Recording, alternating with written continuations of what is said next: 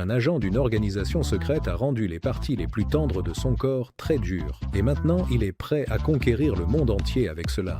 Vous voulez voir comment il va s'y prendre? Alors, commençons. Il y a 5 ans, Johnny English était le meilleur agent du MI7, mais il a échoué lors d'une mission importante et s'est retiré dans un monastère tibétain pour faire face à la disgrâce. Là-bas, il a suivi un entraînement intensif, enduré d'innombrables exercices éprouvants et accompli des progrès incroyables. Il est prêt à retourner au MI7. Johnny arrive en Grande-Bretagne et rencontre sa nouvelle patronne, Pamela Thornton, surnommée Pegasus. Leur première rencontre ne se passe pas bien. Il jette accidentellement le chat de Pamela par la fenêtre. Heureusement, le chat n'est pas blessé. English rencontre la psychologue de l'agence, Kate Summer, mais il ne lui fait pas non plus bonne impression. Pegasus explique qu'ils ont reçu des informations concernant une tentative d'assassinat imminente contre le premier ministre chinois. Ils doivent découvrir tous les détails. Johnny retrouve ses collègues et son bon ami, Simon Ambrose. Il reçoit une variété des dernières technologies et équipements créés par le génial inventeur Patch Quatermain. On présente à English une Rolls-Royce blindée équipée d'un arsenal complet de munitions. La voiture obéit à ses commandes vocales. Notre héros aura également un assistant, le jeune agent Tucker. Le soir même, English et Tucker s'envolent pour Hong Kong et se rendent dans le casino le plus populaire. Il achète des jetons et essaie de trouver son informateur. Il est censé s'agir d'un Chinois portant des lunettes, mais il y en a beaucoup. Pendant qu'English essaie de comprendre qui il cherche, son informateur est éliminé. English remarque un jeton dans la main de l'informateur avec une adresse inscrite dessus. Il s'y rend et découvre un hôtel où se cache l'ancien agent de la CIA, Fisher. L'homme révèle que la tentative d'assassinat du premier ministre chinois est organisée par le groupe Vortex, qui réunit les meilleurs assassins du monde. Il s'avère que Vortex possède une arme secrète qui ne peut être activée qu'avec 3 clés. L'une de ces clés est suspendue autour du cou de Fisher. À ce moment-là, une tueuse âgée déguisée en femme de ménage élimine Fisher. English tente de poursuivre l'assassin tandis que son complice s'empare de la clé de Fisher. English et Tucker poursuivent le voleur et le retrouvent dans la chambre d'hôtel. Le voleur est agile comme un ninja, sautant de toit en toit. English continue héroïquement la poursuite, mais le voleur est déterminé à ne pas abandonner. Il saute du toit et vole un hors-bord. English poursuit le voleur à bord d'un grand yacht et tire une fléchette explosive spéciale sur son bateau. Le voleur tombe à l'eau. English le retrouve sur une barge voisine et engage un combat au corps à corps. Bientôt, les complices du voleur se joignent à la bagarre. English est forcé de se battre contre 4 adversaires à la fois, mais il s'en sort brillamment. Le méchant est vaincu et la clé est de nouveau entre les mains de notre héros. Lui et Tucker retournent à Londres pour tout rapporter à Pamela. English se remémore certains détails de sa mission ratée au Mozambique. Un criminel se faufile à bord et prend une des hôtesses en otage. En utilisant son uniforme, il vole la clé d'English. Notre héros arrive à la réunion du MI7 et rapporte toutes les informations recueillies à ses supérieurs. Il veut montrer la clé à Pamela, mais sa valise est vide. Les agents de Vortex arrivent à Londres pour éliminer English. Notre héros aperçoit une femme de ménage avec un aspirateur, la prend pour l'assassin de Hong Kong et l'attaque. Le problème, c'est qu'il s'avère que c'est la mère de Pamela. English s'excuse auprès de la pauvre vieille dame, mais maintenant, à sa place, se tient le véritable assassin. English poursuit le criminel, mais une fois de plus, il se trompe et plaque la mère de Pamela. C'est une catastrophe. Kate Summer propose son aide à English. Elle croit en lui et veut utiliser l'hypnose pour l'aider à se souvenir de ce qui s'est réellement passé il y a 5 ans au Mozambique. English remonte le temps. Ce jour-là, au Mozambique, Chambal est devenu le nouveau président. Tout se passait bien et notre héros s'amusait avec une femme séduisante. À ce moment-là, quelqu'un a tiré une balle sur le nouveau président. Le chaos s'ensuivit. Mais que s'est-il passé avant cela? English se souvient avoir vu un autre agent de Vortex. C'était un ancien membre du KGB et l'assistant de Fish nommé Artem Karlenko. English et Tucker se lancent immédiatement à la recherche de l'agent traître. Cet homme est très riche, possède un club de golf privé et se fait passer pour un millionnaire du nom de Sergei Poudovkin. Ils se rencontrent sur un parcours de golf près de Londres et décident de faire une partie.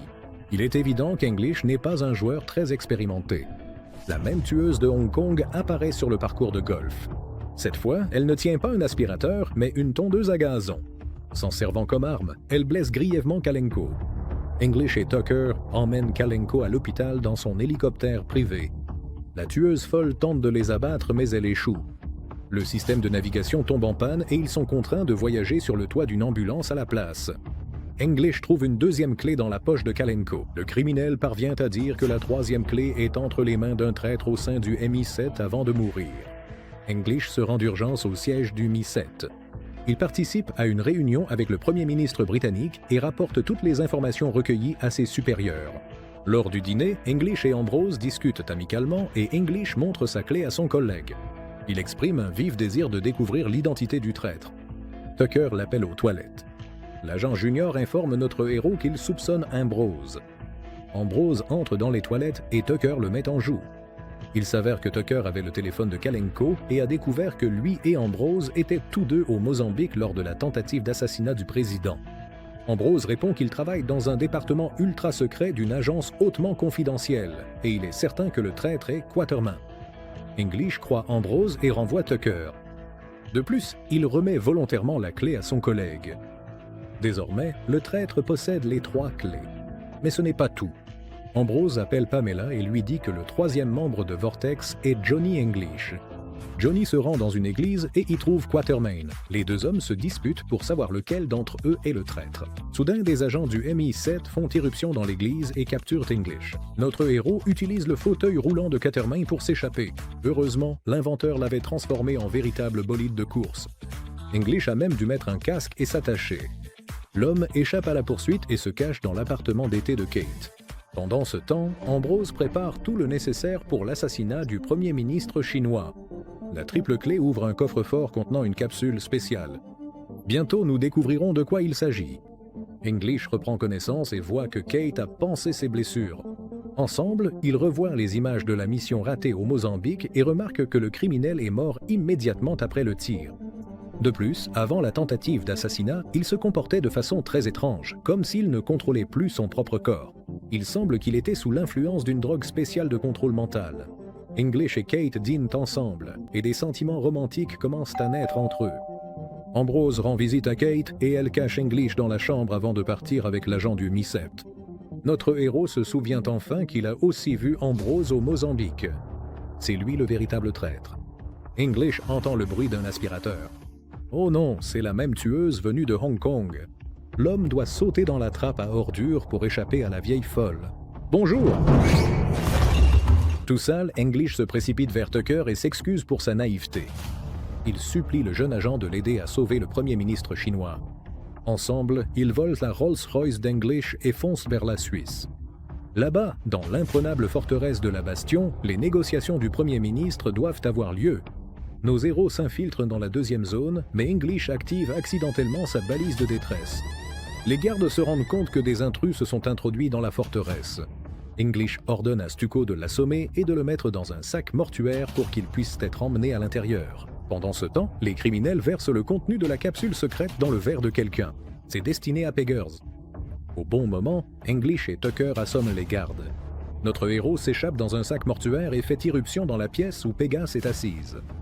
Il avertit sa patronne de la menace, mais elle ne le croit pas. Ambrose et ses complices font irruption dans la pièce.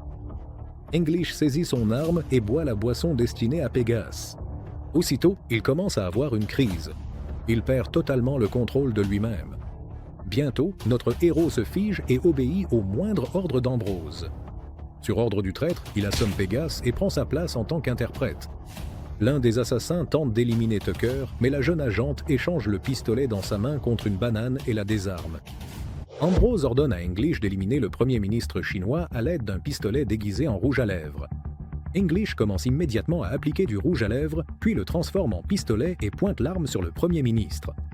Se rappelant ses leçons du monastère, notre héros lutte contre les effets de la drogue qui altèrent l'esprit. Tucker interrompt le canal de communication entre Ambrose et English avec de la musique entraînante et joyeuse. Aussitôt, notre héros se met à danser. À la radio, la voix d'Ambrose ordonne à English d'éliminer le Premier ministre. Tout le monde entend cela et comprend qui est le véritable traître. English parvient à résister à la drogue dangereuse et, au lieu de tirer sur le Premier ministre, il tire sur Ambrose qui tente de s'échapper. Ensuite, il s'effondre et perd connaissance. Les médecins ne peuvent rien faire pour l'aider. English ne montre aucun signe de vie. Puis, Summer apparaît et ranime l'homme avec un baiser passionné.